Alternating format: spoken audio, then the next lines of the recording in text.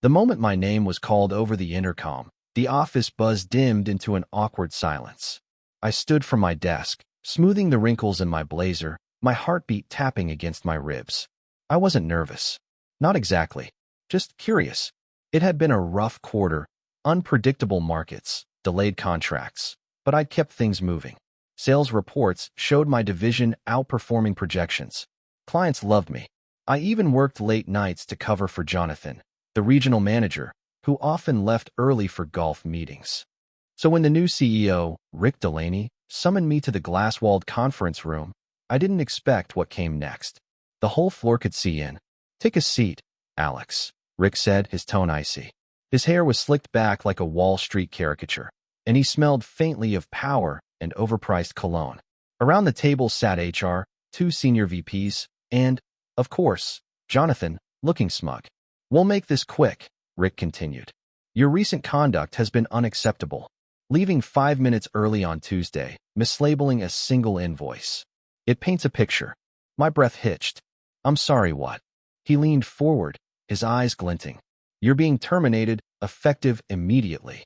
The words clanged around the glass room like a death knell. "You're firing me over that." "It's not personal," he said, with a smile that said it absolutely was. "Just policy." I scanned the faces around the table. Blank. Cold. Complicit. Behind the glass, coworkers pretended not to watch, eyes flicking down to their keyboards like they hadn't just seen my professional execution. I swallowed hard. "After 5 years, you're letting me go with no warning, no conversation, no. You can clear out your things by noon." Rick cut in, standing. "Security will assist you." Jonathan was smirking now, tapping his Mont-Blanc pen. That pen used to be mine. I'd gifted it to him 2 years ago after he closed the Trask merger I had initiated. He never gave credit, and I never asked for it. I walked out of the room with my dignity barely intact, shoulders back despite the earthquake inside my chest. My coworkers averted their eyes as I passed, suddenly interested in spreadsheets and emails. At my desk, I sat for a long moment. My fingers trembled as I unplugged my charger. Then I paused. They didn't know. They had no idea. This wasn't just any company.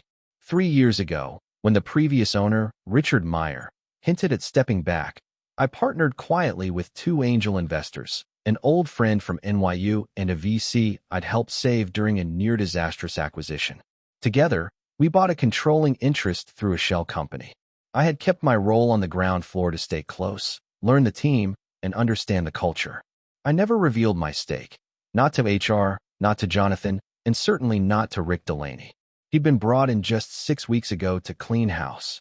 Clearly, he thought I was just another cubicle drone. As I packed my things, I felt my shock slowly give way to something else, clarity. Then calm. Then fire. They wanted a house cleaning? Fine. I would start with the rod at the top. By the time I stepped out of the building, my heart had steadied. The June heat of Manhattan hit me like a wave, but I didn't sweat. I was on fire inside for an entirely different reason. I walked 2 blocks to my favorite espresso bar on 6th Avenue, where the owner, Gina, always remembered my order. "Ristretto, double shot, no sugar?" "Make it a triple," I said, offering a weary smile. She gave me a knowing look. "Bad day." "More like the beginning of a great one." I sipped my coffee and called Raymond Klein, our legal liaison and the closest thing I had to a consigliere in this quiet ownership arrangement. "I assume this isn't a social call," Raymond answered, his voice smooth as jazz. "I was fired this morning," I said. A pause. "Rick?" "Yep." In front of the entire floor. Over a mislabeled invoice and leaving early once. Raymond gave a low whistle. "Poor bastard. You ready to go public?" "I've got the paperwork drafted," he said.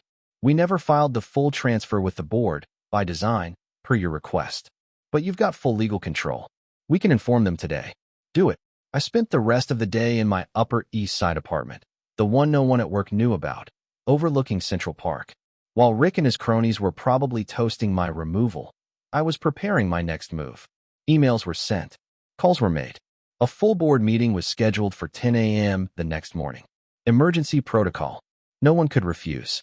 The following day, I walked back into the building in a navy blue suit tailored to surgical precision. My usual badge didn't scan, but I didn't stop. The security guard, a guy named Eduardo I'd always greeted kindly, looked up in surprise. Mr. Cole, good morning, Eduardo. I'm expected upstairs. You'll be getting an update soon. Trust me. I took the elevator straight to the executive floor. Inside the boardroom, the directors were already assembled, murmuring about the unexpected meeting. Rick stood at the head of the table, confused but trying not to show it. Jonathan sat beside him, clearly rattled. Rick's brow furrowed as I entered. Security. Won't be coming, I said calmly. I called this meeting, and I think it's time I introduced myself properly. The room stilled. Chairs shifted. One of the older board members, a retired CFO named Elaine Foster, raised an eyebrow. And you are? I walked to the end of the table opposite Rick and set down a leather binder. Raymond followed, placing official documents before each board member. I'm Alexander Cole. For the last 3 years, I've held a controlling interest in this company through Echelon Holdings, a private investment group I co-founded. I've remained anonymous to observe operations more closely. As of this moment, I'm invoking my right to replace the acting CEO. Rick's face drained of color. This is a joke. No, Rick. Firing me was the joke. You did it publicly, arrogantly, over trivial nonsense. But what you really fired was your own career. Jonathan looked like he was going to faint. Elaine cleared her throat, scanning the paperwork. Everything appears in order. Another board member nodded. You have the votes, Mr. Cole. I sat down, eyes locked with Rick's. You're relieved of your duties, effective immediately. HR has been notified. Rick sputtered. You won't get away with this. I'll sue. You're welcome to try, but I suggest you pack your Mont Blanc pen and go. As he stormed out, I turned to the board. We've lost our way. I'm here to fix it.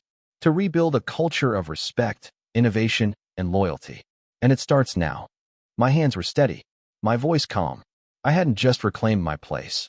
I claimed my purpose. Word spread like wildfire. By noon, the entire Manhattan office buzzed with disbelief, gossip echoing through every corridor. No one had seen it coming. The quiet, hard-working Alex from sales revealed as the true owner. The man fired in front of everyone had returned to the top, not in revenge, but in power. When I stepped off the elevator onto the main floor, everything stopped. Conversations died. Phones were left ringing. My colleagues stared, wide-eyed, unsure whether to speak or run. I walked slowly, deliberately, toward my old desk, my steps echoing on the polished tile. I paused beside it, fingers grazing the corner where I used to rest my coffee mug every morning. Then I turned to face the room. Hi, everyone, I said, voice even. I'm not here to scold, fire, or intimidate. I'm here because this company deserves better. You deserve better. A few people glanced nervously at one another. Some of you watched me get humiliated yesterday. You said nothing. I get it. You were scared, like I was once. But I won't lead through fear. Not ever. I caught the eye of Marissa, the intern I used to mentor. She looked like she was holding back tears. I know what it feels like to be overlooked, to have your ideas stolen, to be pushed aside because someone louder or richer wants credit. But from today forward, we're changing how this company operates. A few heads lifted. We're cleaning house. Not just the executives who forgot what integrity means, but the systems that allowed it all to rot in the first place. I turned to Jonathan, who had been lurking near the exit, hoping I wouldn't see him. Jonathan, I called, my voice like ice slicing through warm air. He froze. You and I both know your biggest talent is taking credit for other people's work. You've manipulated, bullied, and coasted on charm. Effective immediately, you're on administrative leave pending a full review of your conduct. You can collect your things before noon. He opened his mouth, but no words came. Just a quiet nod as he slinked away, deflated and pale. A weight seemed to lift off the room. A current of energy hummed where there had once been dread. I looked around. We're starting something new. More transparency. More opportunities for real leaders to rise. Promotions won't be about politics anymore. They'll be about grit, creativity, and heart. If you've got ideas, I want to hear them. If you've been overlooked, come see me. We'll rewrite the story together. Later that afternoon, I held a town hall in the large conference space overlooking Bryant Park. Every seat was filled. The vibe was electric, confused but hopeful, like a city after a storm, where the sun is finally peeking through. I spoke for just 10 minutes, then opened the floor to questions. People stepped up. They asked about vision, about accountability, about opportunity. And I answered each one. not as a ghost investor in the shadows, but as their leader, as the real owner. And something incredible happened in the following weeks. People smiled more. Departments started collaborating.